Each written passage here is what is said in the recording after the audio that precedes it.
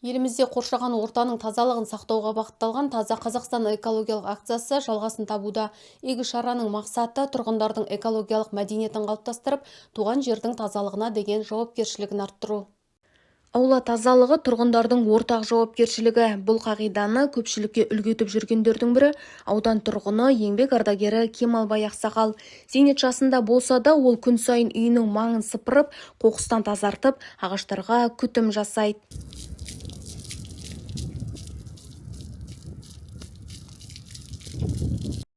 Көрікті көше мен таза аула кез келген елді мекеннің келбеті деген ұстанымды қолдайтын ол, тазалық акциясынан шет қалмай, абаттандыру жұмыстарына белсенді қатысуда.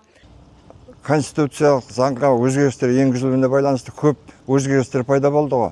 Мына көшедегі өзінің ауласынан 5 метр аумаққа дейінгі тазалықты әр тұрғын өзінің көшесінің, үйінің айналасын қамтамасыз етуге тиісті. Енді кейбіреулер ойлайды, көшелердің тазалығын тек қана көше сыпырушының міндеті деп. Жоқ, олай емес. Көшенің тазалығын әркім өзінің тұрып отырған үйінің айналасын таза ұстауға міндетті. Ардагер тұрғындардың айтуынша, тазалықты сақтау тек коммуналдық қызметтің міндеті емес, әрбір азаматтың күнделікті дағдысына айналуы тиіс. Қазалы ауданның тұрғындары тазалық деген осы қай кезде де мынау біз өзіміз есіктің алдын әркім таза ұстаса, жақсы ұстаса, абаттандыруда істеп жатыр, әркім өзі үлес қоссақ дейміз ағайын. Тазалық ол қай кезде де өзімізге жақсы.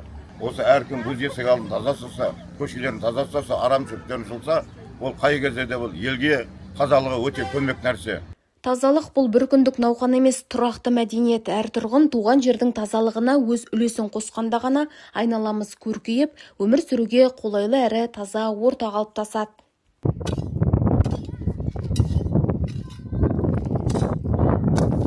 Мамандардың айтуынша, тұрғындар абаттандыру жұмыстарына белсенді қатысуы қажет. Ал заңнамаға сәйкес талаптар орындалмаған жағдайда әкімшілік жауапкершілік қарастырылуы мүмкін. Назым Қараева, Ерқанат Асаутаев, Туман Артығұлы, Серік ТВ телеарнасы.